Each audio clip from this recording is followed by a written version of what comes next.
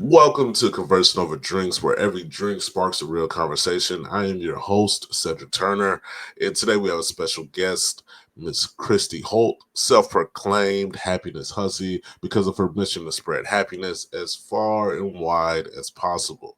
Before I let Miss Holt introduce herself more, I just want to start off by apologizing if anyone who is listening to this episode is like, that's not his voice. I'm a little bit sick, so my voice is a little bit rugged.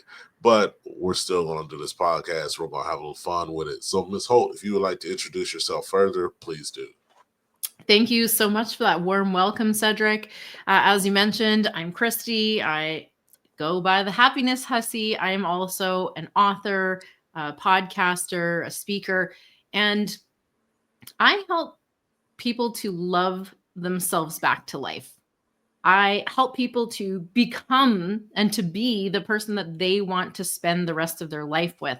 And while I speak a lot about relationships, spoiler alert, the most important relationship that you're ever going to have is the one that you have with yourself. So I am really an expert at helping people to create the healthy and happy relationships that they want from the inside out. That's very good. That's very nice to hear. It's also very nice way segue to lead into our first question. But for everybody that always asks, yes, I am feeling sick. So today I'm just drinking hot water, honey, and lemon. I grew up in the country. That's grandma's remedy right there. So that's Yeah. all I'm drinking right now. Christy, do you have a drink?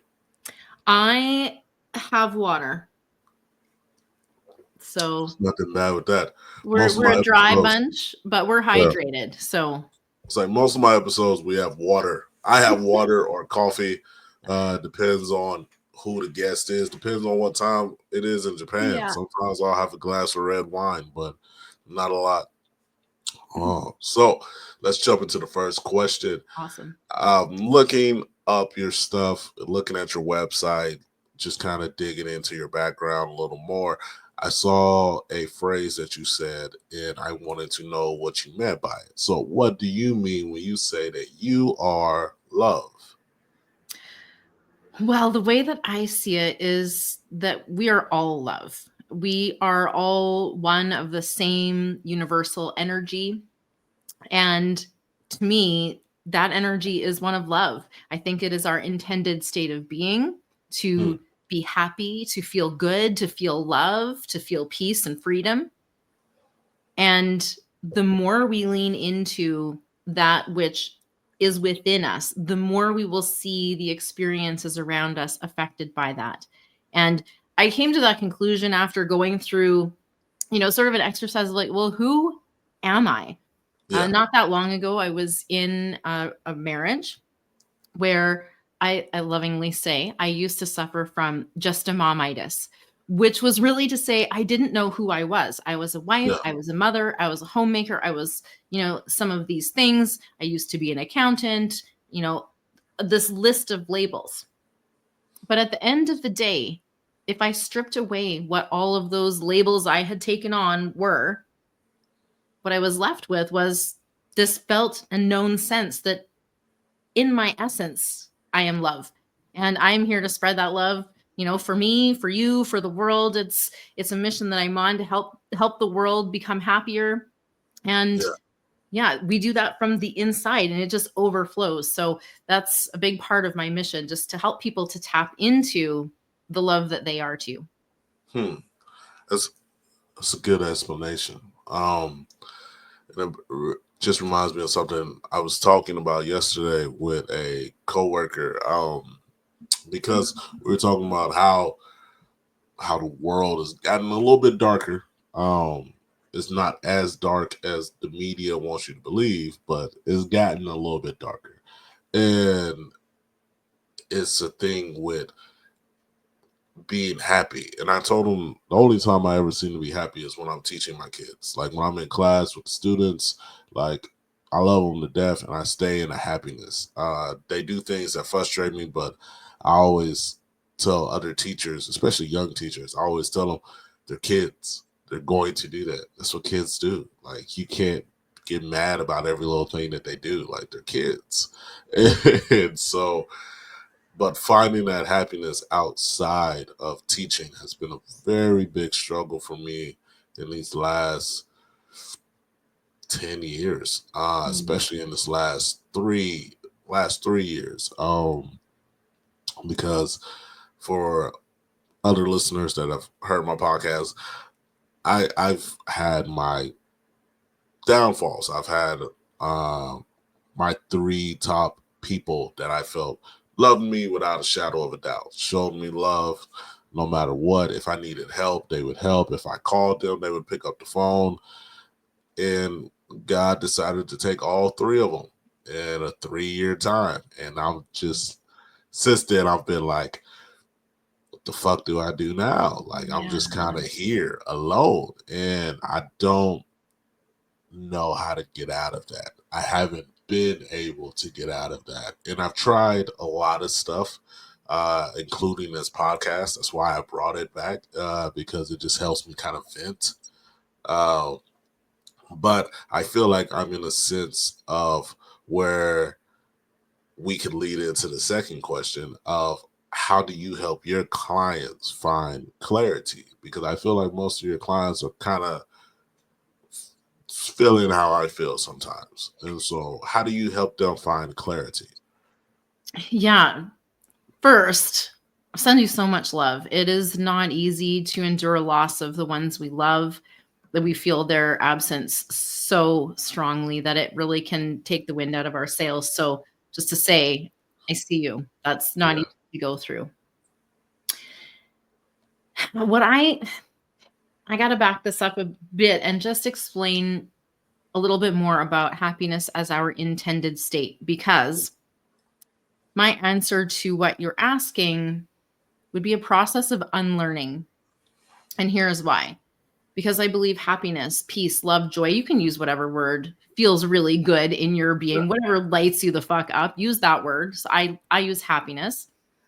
That's our intended state of being. That's our natural state of being. And if we were just to go about life without worrying about all of these extraneous things, that to me, that's where our home base would be.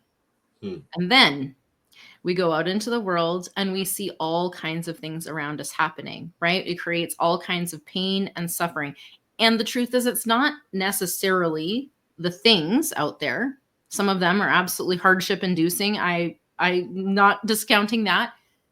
Yet it's our perception of and our interpretation of those circumstances that causes us the most pain and suffering. hmm, So, a process of unlearning, stripping away the things that are interfering with our ability to maintain that natural state of being of happiness, love, peace, joy, yes, means really taking account of those things that are blocking us or can feel like they're blocking us. The truth is, we buy into an illusion very regularly that everything happening around us is entirely real and factual, when and we forget, right? Because we are interpreting that, and yeah, our interpretation is probably 99% of the thing. You'll notice that if two people are in the same room experiencing the same thing, they still can have vastly different responses, right? yeah, The circumstance hasn't changed, but their perceptions of it have. yeah, We're approaching 8.2 billion people on the planet. None of us have the same past experiences, memories, and understanding. Therefore, we each will have our unique perception of and interpretation of what's happening around us. yeah, Reality is most of it's happening in here. And when we can shift there, we can strip away and unlearn conditioning or programming or past traumas, the responses that we may still have playing out to those past traumas. When we can deal with that, then we're less likely to buy the illusion that everything around us is happening. Often we believe it's happening to us. yeah, We can stand in our power and recognize we always have the chance and the choice to respond. So really just sitting in that space of the observer, really. okay. So, being in the space of the observer is something that I don't know. I guess I need a different definition of it, because I've stated that a few times. I stated it with my mentor before he passed away, because I told him, he was, me and him were talking about how I did certain things and how I was dealing with stuff. And I told him, I was like, well, everybody wears a mask. I was like, everybody wears a mask when they walk out the door. No one ever shows you their true self. I was like, because most people don't know their true self. And it's hard to show their true self. I was like, but right now, at the moment when I was talking to him, I was like, I don't know how I feel. I was like, I don't even think I'm wearing the mask anymore. I was like, I feel like I'm just kind of floating above my body Mhm. and just watching. I was like, I feel like I'm just going through the motions and I'm just watching what's happening, and then I'm just going back home and going to sleep. Um, I was like, when I can't sleep, because I can never sleep. I sleep like 2 hours, maybe three. Uh, so it's, I feel like that's an observer role, but I don't feel like that's the type of observer you're talking about. Yeah, I suppose that we would distinguish, maybe that's more of a detached, dissociated sort of state more Okay. than just the observer. And there's probably some overlap. Yeah. When I refer to the observer role, this is just really to take the over identification that we often have with our thoughts and our emotions and Okay. just take a step out of that to observe. We often have thoughts that come out of nowhere, right? I don't know. I don't know about y'all, but I have had some thoughts. I'm like, where the fuck did that come from? That, no, that is not me. Yeah. I don't even know why that popped in here. Yeah. And yet, so often we just believe everything that pops into our mind is us, right? That we think it's our thought and we take ownership of that often unnecessarily. Not only the thoughts, but the emotions. And then we will add stories and judgments and assumptions and meanings to all this. And we can end up in a full blown spiral. So Yeah. when I say sit in the observer role, it's merely to say watching your thoughts and your emotions without the judgment, without Oh, the storytelling, without, making a whole bunch of meaning out it about it that actually isn't there. It's just to say, yeah, I see this floating by, and okay. I'm going to choose how I'm going to respond to it instead of reacting on autopilot. Huh. Okay. Yeah. I Does that help understand. clarify a little Yeah. bit No, better? no, that does. I understand that. Yeah. Okay. Yeah. So in this moment, when did you realize, holy shit, it's me? Because I'm, that's a lot of people's biggest hurdle. It was my biggest hurdle, and it was something where I had to kind of just get out of the way. Like the passing of my loved ones was a rude wake up call, because it Yeah. was now I, being older, I didn't realize, well, being younger, I didn't realize how many shields they put up in front of me. Like how many shields they put in front of me to kind of blind me from how people actually perceived me, Mhm. especially in the area that I was in. But once they passed away, all those shields were gone, and Mhm. so now I got to sit back and like really see how people perceived me, and how, what they really thought of me, and how they really, what they really felt about me. And it was eye opening, because I was like, huh. I was like, I thought we were different. So it was coming to that realization, and then running away from it. I mean, that's the main reason I'm in Japan, is I was Yeah. just like, I just got to get out of here. I just got to disappear for a while and just reset. And Japan has really been good for me. It's helped me reset. And it's helped me kind of get through some mental things that I don't think I would have been able to get through if I had stayed. Um, but the realizing, holy shit, it's me, that's something where I feel like I feel like some people that wakes them up, and then some people it puts a lot of guilt on them, Hmm. uh, because I've always had that realization of, holy shit, it's me, but it wasn't something that was like, let's switch and change stuff. It was, now I have all this guilt. Like Mm-hmm. all this is on me. Like all this is on my shoulders. All this is my fault. And like now I need to figure out what to do with it. Like what's the purpose? Yeah, I think I had a very similar moment in my in my marriage where I honestly had spent a good chunk of time complaining, blaming, and waiting for things to change and hoping things were different. Honestly, living a little bit in like potentiality instead of reality. Yeah. And I had a very similar, like, holy shit, like I'm the common denominator in all of my problems Yeah. kind of moment. And it kind of came after you're driving, you're off, you're dissociated, you're off in your thoughts and you're driving home and you don't remember, but obviously you didn't die on the way home. So you must have stopped at all of the proper lights and everything. Yeah. It felt like that for me. I felt like I had arrived at a place and I didn't know how I had gotten there. I Mm. felt just completely thrown off by the circumstances that I was facing in the moment. And it really had me questioning, like, what did I do Yeah. that got me to this place, right? And so it's so easy to first of all realize, like, oh shit, like I'm literally in it, in all of my problems. And it's so easy, it's a slippery slope to go down into the guilt and the shame and the feeling bad and the beating yourself up. Yeah. So there's two things here that I want to point out. Number one, uh, you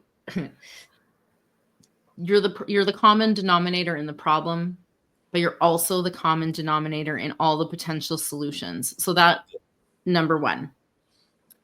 Number two, the guilt and shame generally come from have more information about the choice you made previously, right? Yeah. So now you're more aware and more resourced and have more information, and you're comparing that to the version of you that made the choice before. Mm. And that's a slippery slope too, because you didn't have the same information, understanding, resources, perspective then. You were presumably making the very best choice that you could at the time, given the resources and understanding that you had. It Yeah. serves no purpose to beat yourself up for not knowing what you didn't know and for doing the best that you could in that time. And Yeah. so that is generally the case with all guilt and shame, is just now you see things differently. Use that to move forward. Don't use that to beat yourself up, because that really is not helpful. But it can be really empowering if you use this new perspective. We're always learning and growing, and we're never seeing things from the same perspective. Yeah. So instead of glancing backwards to beat yourself up, glance forward and see how far you might go with this new perspective. It's can be pretty enlightening. The other thing I really wanted to quickly touch back on is other people's perceptions of you. Yeah. Because you know what the truth is, Cedric? Like, literally, you are the only expert on you, and nobody knows you like you know you. They're never gonna, Yeah. just because they're not living your life, right? That's just not possible. And Yeah. so when I hear lots of people, they really do take to heart a lot of what other people think, do, and say about them. Yeah. And my perspective on this, and I recently recorded a podcast episode specifically about this, is let them. They Yeah. don't know you. And what they're sharing about you is actually a projection of how they feel about themselves. It Yeah. actually has almost nothing to do with you, other than you are mirroring something back to them. And then they're projecting and sharing that perception as though it is to do with you. But Yeah. really, we know it's actually to do with them. And that's okay. So that's one of the harder things, because I've told my buddies this, and I'm actually very honest about it. I I really don't give a damn what people think about me. Like I never have. I never really have like let that process. But for one, a lot of people always thought it was because like I was just an asshole and I didn't care about people's perception. But the real reason is it's like you said, no one knows you better than you know yourself. I Yeah. don't think I know me. And so Yeah. I was like, if I don't know myself, how can I care about your perception of me? I was like, I don't. It's very different. and then I've always thought very logical when it comes to things. And so, especially in the work environment, like I grew up in a Southern household with a grandfather who was an Army veteran and had to live through the Civil Rights movement and all those things. And we, a very black household. And so when growing up, it wasn't sugar coating anything. Like it was, and I respect them so much for that because it prepared me for a world at a young age. But it was always my grandfather letting me know, hey, no matter what you do, you're always going to be a black man in the South. And so when you get a job, you need to work that job. You're not there to be friends, you're not there to be Mm. buddies or anything like that. You need to work your job. And so that's how I've always come into work. And one of my buddies made me laugh. He was like, "You chose the wrong profession to come into work like that." He was like, "Because you're a teacher." And he was like, he was like, "You're always going to be the rarity of a male teacher." He's like, "'Cause there's Mm. not a lot of male teachers." He's like, "There are always female teachers." He's like, "Female teachers want to be friends and they want to talk and they want to do this." And he was like, "And I know you. That ain't you." He was like, "So he was like, so they're going to look at you a certain way." And he's like, "I know." He's like, "Bro," he's like, "You're one of the nicest dudes I know." He's like, "You're super nice." He's like, "You care about people." He's like, "You're always willing to help." He's like, "But your demeanor and the things you promote at work," he's like, "You promote, don't fucking talk to me. Like don't Yeah. approach me, don't talk to me. Like let me do my job and get the hell out of my way." And Yeah. he was like, he's like, "That's very different with teachers." And he's been right. Like even here in Japan, like I've had female teachers who just don't like me and they don't have a reason to not like me. Like when people ask them, like other people who do like me, when they're like, "Man, I asked them why they don't like you," and they're just like, "Oh, uh, and I'm like, yeah, that's how it goes, man." I was like, it's just, I'm like, they Yeah. get this perception of me, and they've never had a conversation with me. They've never sat down with me. They've never talked to me. They've never asked, "Hey, why do you do this?" And I feel, I don't know how you feel about this, but I feel like that's a weakness because I've always been I love my grandfather for that because my grandfather always told me never to judge someone off of other people's words. He was like, judge them off of how they how they are to you. He Hmm. was like, judge them off of their character and how they treat you, because how they treat somebody else, you don't know the history between those two. Exactly. You have Yeah. no idea about it. And so that history between them has nothing to do with the history between you and that person. Right. And so I've always found that as a weakness if someone comes into a job and they're like, "Hey, how's this person?" And they ask the one person that doesn't like him, and they're like, "Oh, that dude's a dick, and he's just this, and that." They're like, "Okay, well now I see him as a dick." And it's like, no, like I've had people tell me that plenty of times where they're like, "Oh, this person you shouldn't talk to. You should." I'm like, "Oh, okay, cool. That's y'all relationship. Yeah. I'll figure out my relationship with them." And it's weird because as much as I'm an introvert and as much as I don't like people and as much as I tell people I don't like people, for some reason people like me. And Yeah. Of it's course they annoying. do. It's so annoying. Like I tell my buddies, I'm like, it's so annoying. And I was like, my kids love me. I was like, people once they get to know me, they really like me. And I'm just like, sometimes I wish I was that dick and that asshole. It's so Yeah. A little bit because more peace in your introvert world, hey? yeah, I was like, because it's always I feel bad when they text me or they're like, "Hey, you want to go do this or you want to go do that?" And I'm just like, "Nah." No, I'm Like, gonna stay home. I'm gonna stay and home instead here.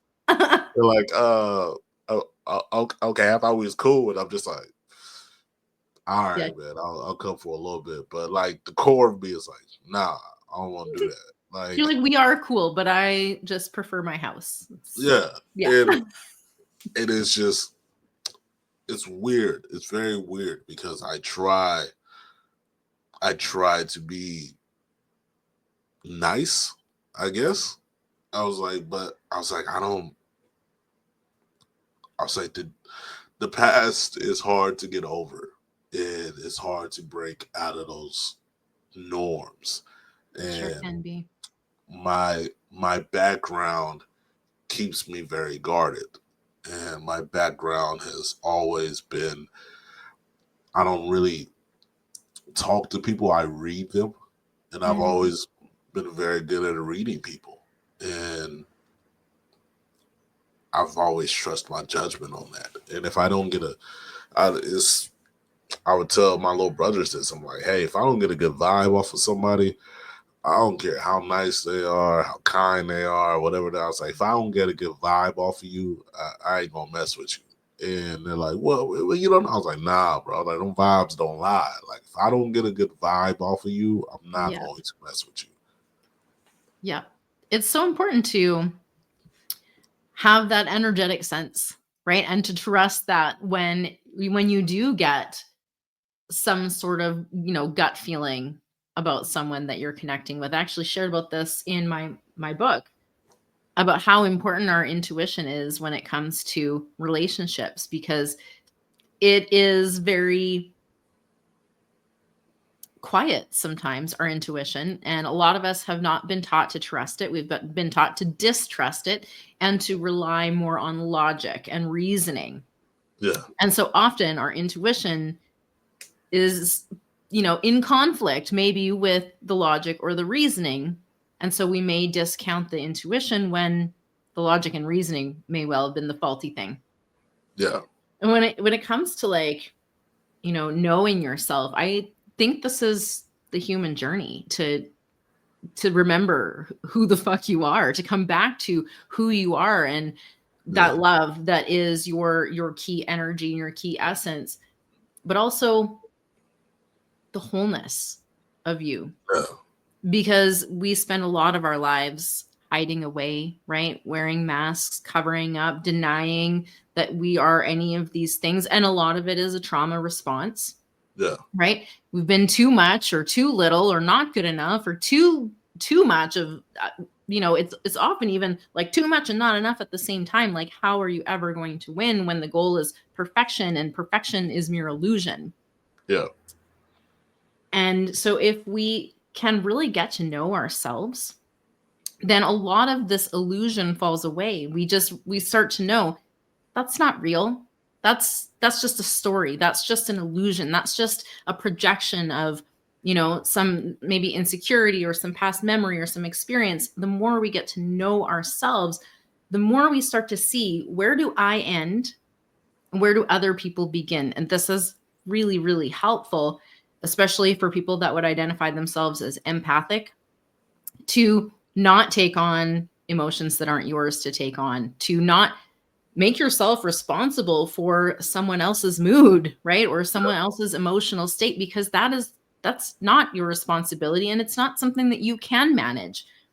A lot of people go through life trying to be nice, people mm, pleasing, right? Trying to do all the things, and essentially it kind of boils down to seeking external validation. That's often why people are doing it. And it's not yeah, because there's anything bad or wrong with you. You're, like I said, you're already whole. You're not broken. You don't need fixing. You're whole.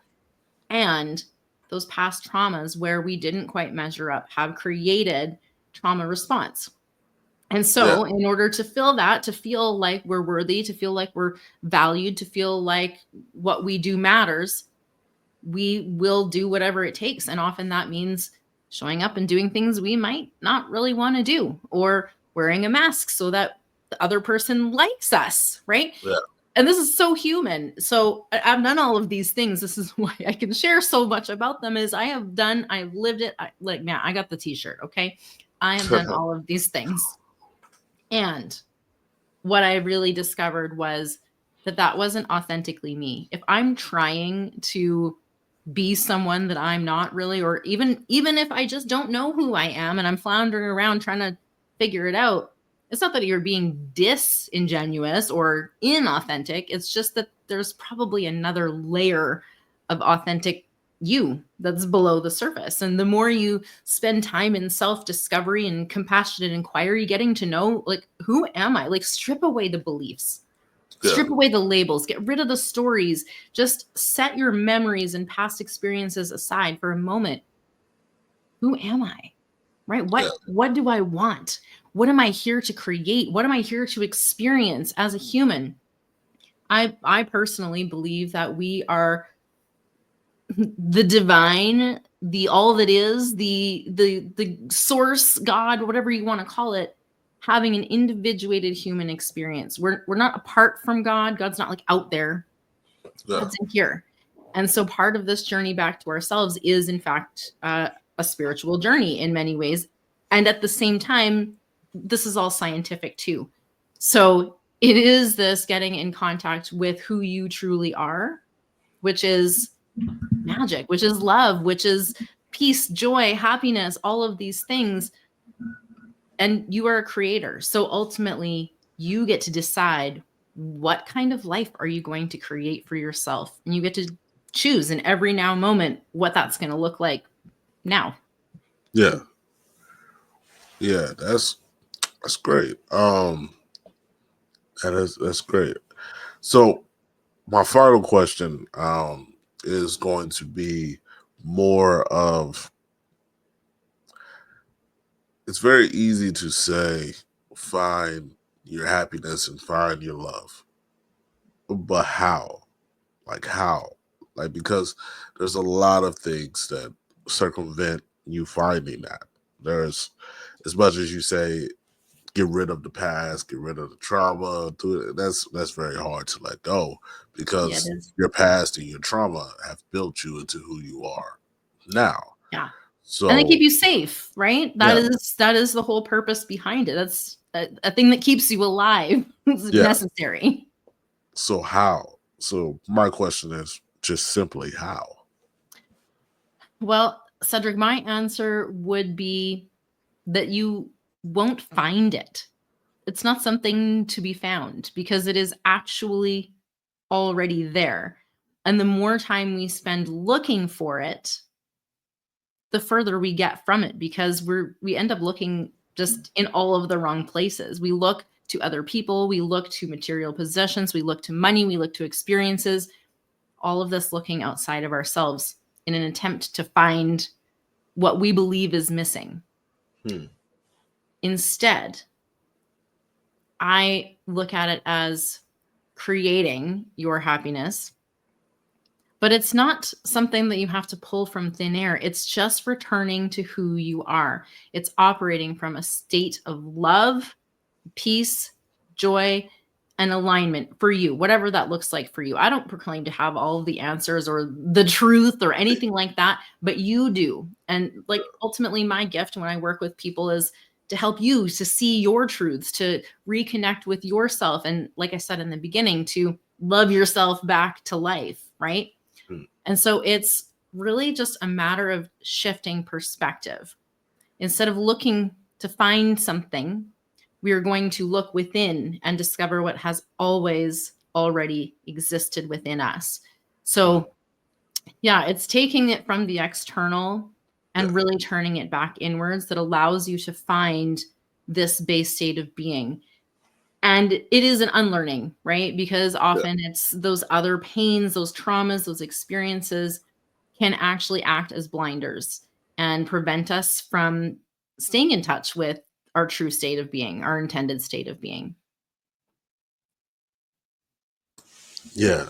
Okay. That's, I understand that. I understand that. And I think that's something that a lot of people can do. It's a very hard thing to do, but it's something that a lot of people can do. Yeah, Um, is that no one said it was going to be easy. This is not like easy. And it's yeah. also not as hard as we might think it is, because while the ruts of our past experiences might feel deep and impossible to get out of, that's just another story. And it's not the truth, because you are never too late to Yeah. change. Your brain is, neuroscience studies and research have constantly proven your brain can change until the day you die. So it is never too late for you to Yeah. reprogram, to unlearn, to strip away the beliefs and ideas and stories and mindsets that are keeping you safe in the familiar. It is actually a self-preservation mechanism keeping you safe in what you know. And what you know, like, is feels safe because you know what to expect. There's no uncertainty, there's no unknowns, there's no like what if. Yeah. And yet the magic lies in the what if, right? The magic lies in the possibilities and opportunities that lie outside of your comfort zone. That's where all of the things that you dream of or maybe haven't even yet dreamed of Yeah. exist. And so we have to be willing a little bit. We don't have to jump all the way off, we don't have to skydive into the unknown, but Yeah. if we just start pushing ourselves just a little bit, reminding ourselves this is our brain's natural mechanism. It might step in to keep you safe, and that might look like self-sabotage, as people say, but really that's a form of self-preservation.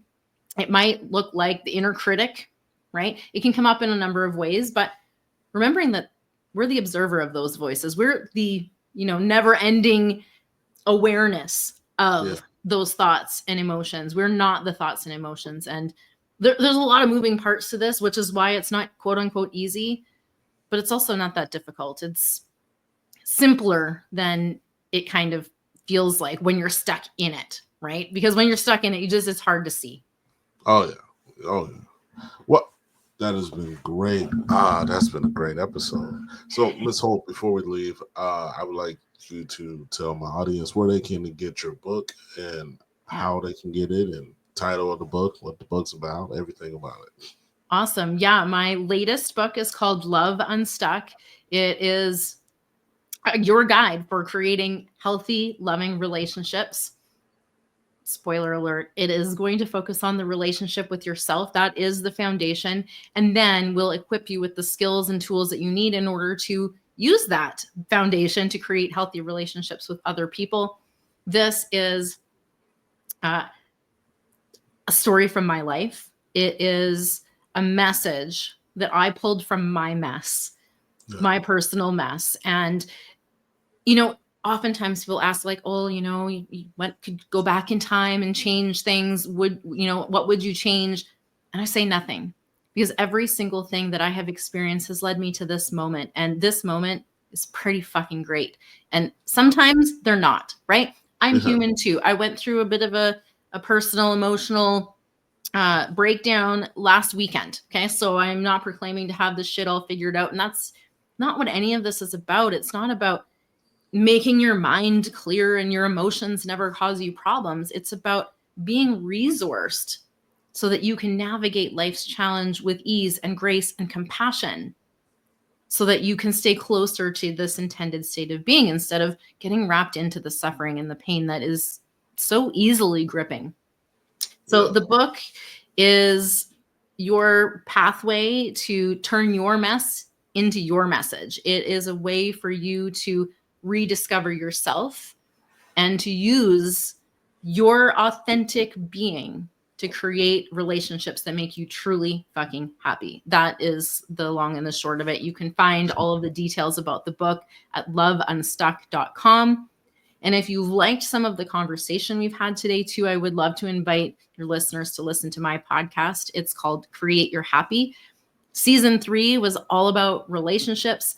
We've probably touched on at least 8 or 10 of the key topics that I've talked about throughout the season, but there are over 30 episodes. So lots of little good tidbits for you to dive into there if relationships are an area of interest for you. Well, thank you, Ms. Holt, for being on the podcast. This has been Conversing Over Drinks, where every drink sparks a real conversation. I have been your host, Cedric Turner, and as always, peace. I'm out. Thank you.